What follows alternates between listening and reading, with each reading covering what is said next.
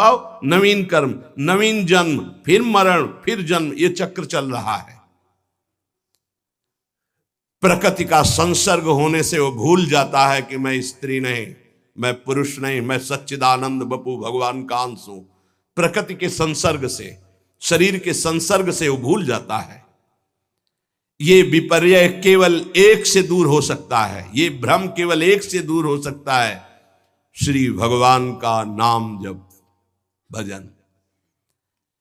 हे देव सिद्धो, आप जानते हैं कि अजामिल पहले बड़ा शास्त्रज्ञ था, व्रतधारी था, सदाचारी था, विनयी था, जितेंद्री था, सत्य पे चलने वाला था और पवित्र भी था। इसने गुरुजनों की भी सेवा की, अग्नि की उपासना की है, पर एक गंदा आचरण देख करके अपने को संभाल न पाया और भ्रष्ट हो गया। देख लो, शास्त्र है। एक दिन ये पिता की आज्ञा से वन में फल फूल समिधा लेने गया और लौटते समय एक कामी पुरुष के द्वारा होते हुए वैश्या से सहवास का दर्शन करके काम से युक्त हो गया। बस ये अपनी इंद्रियों को संभाल ना पाया और उसी नीचता में जाके फंस गया।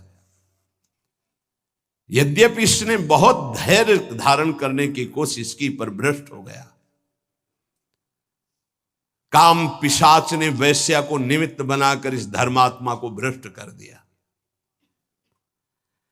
अब ये सारी शास्त्र मर्यादाओं का उल्लंघन करके मनमानी पापाचरण करने लगा। वैश्या का संग, वैश्या का चिंतन, वैश्या का सहवास पूर्ण भ्रष्ट मलिन हो गया। ये वैश्या को प्रसन्न करने के लिए सुंदर सुंदर वस्त्र आभूषण कैसे दे तो चोरी करने लगा, हिंसा करने लगा। स्वच्छंद चारणी वैश्या इसको तिरछी चितवन से अधीन कर लिया। अब इसको यही पता नहीं चला कि मैं पाप कर्म से इसका भरण पोषण कर रहा हूं। अन्याय से, घोर हिंसा से, चोरी से वो छीन छीन कर धन लाता और इस वैश्या को देता। इस पापी ने जीवन भर शास्त्र आज्ञा का उल्लंघन करके पाप किया है, निंदनीय कर्म किया है। ये वैश्या के मल समान अपवित्र अन्न और शरीर का सेवन करता रहा है। इसलिए मैं इस पापी को यमपास में बांधकर भगवान दंडपाणी यमराज के पास ले जाऊंगा, घोर नरकों में इसको ताड़ना देकर पवित्र करूंगा। भगवान के नीति निपुण एवं धर्म के मर्म जानने वाले पार्षदों ने जब यमदूतों का ये उपदेश सुना तो भगवान के पार्षदों ने कहा, यमदूतों, अहो कष्टम धर्म दृशाम धर्म स्पृशते सभाम यत्रा दंडेषु पापेषु दंडो यैर्ध्रियते वृथा। ये तो बड़ा आश्चर्य का विषय है। आप अपने को धर्मराज के दूत कहते हो, धर्म का भी उपदेश कर रहे हैं, लेकिन तुम्हारे जीवन में धर्म के द्वारा अधर्म नहीं होना चाहिए। अब तो घोर अधर्म होने जा रहा है। अब तो तुम निरपराध को दंड दे रहे हो। भगवान के पार्षदों ने कहा, जरा ध्यान देकर सुनना, इसीलिए कह रहे, अब ये निरपराध है, अदंडनीय है, तुम्हारी सामर्थ्य क्या तुम इसको दंड दे सकते हो? निरपराध को दंड नहीं दिया जाता। देखो, सत्पुरुष जैसा आचरण करते साधारण लोग वैसा ही अनुकरण करते हैं। अपने आचरण के द्वारा सत्पुरुष जिसको प्रमाणित कर देते हैं उसे धर्माचरण कहते हैं, उसी का लोग अनुकरण करते हैं। साधारण लोगों को ज्ञान नहीं होता, वो तो पशुओं की तरह होते हैं, उनको धर्म अधर्म का ज्ञान नहीं होता। वो किसी सत्पुरुष पर विश्वास करके उसकी आज्ञा के अनुसार चलते हैं, उसके चरणों में सर रख करके निश्चिंत होकर बेपरवाह होकर के वो भगवत मार्ग में चलते हैं। अब हमें ज्ञान नहीं क्या धर्म क्या अधर्म, अब सर रख दिया, जो आप आज्ञा करें वैसे चले। भला वो दयालु पुरुष उसका मंगल कैसे होने दे सकता है? जिसने आत्मसमर्पण कर दिया है किसी संत को। अज्ञानी जीव है, ठीक है, माना, पर वो विश्वासघात कैसे कर सकता है?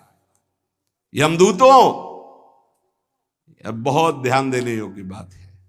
अयम ही कृत निर्वेशो जन्म कोट्यंहसामपि यद व्याजाहार विवशो नाम स्वस्तयनम हरे। सुनो, इसने इस जन्म का नहीं, करोड़ करोड़ जन्मों के पापों का, राशि राशि अधर्मों का पूरा प्रायश्चित कर लिया जिस समय ये पुत्र के बहाने से पुकारा नारायण।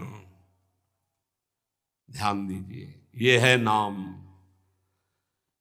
कह रहे अयम ही कृत निर्वेशो जन्म कोट्यंहसामपि, करोड़ करोड़ जन्मों के पापों का प्रायश्चित कर लिया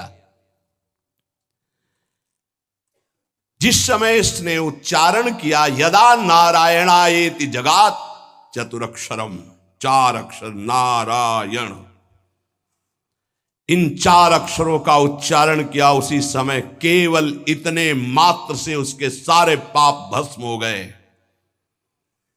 तुम्हारी अब सामर्थ्य क्या कि तुम इसको दंड दे सको? भगवान के पार्षद बोल रहे। बहुत ध्यान से सुनो, जिनसे गलतियां हो चुकी हैं बहुत ध्यान से सुने, आगे गलतियां ना हो सावधान रहे।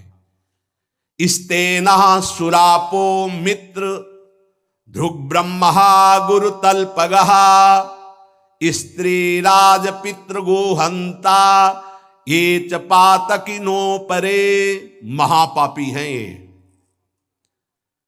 जो दूसरे की संपत्ति की चोरी करता है, जो शराब पीता है, जो मित्र द्रोह विश्वासघात करता है मित्र से, जो ब्रह्मघाती ब्रह्म हत्यारा है, जो गुरु पत्नीगामी है, जो ऐसे पापियों का दोस्त है, जो स्त्री राजा पिता गाय इनकी हत्या करने वाला महापापी है, इन सब बड़े बड़े पापियों को भी परम पवित्र करने के लिए भगवान का नाम गरज रहा है।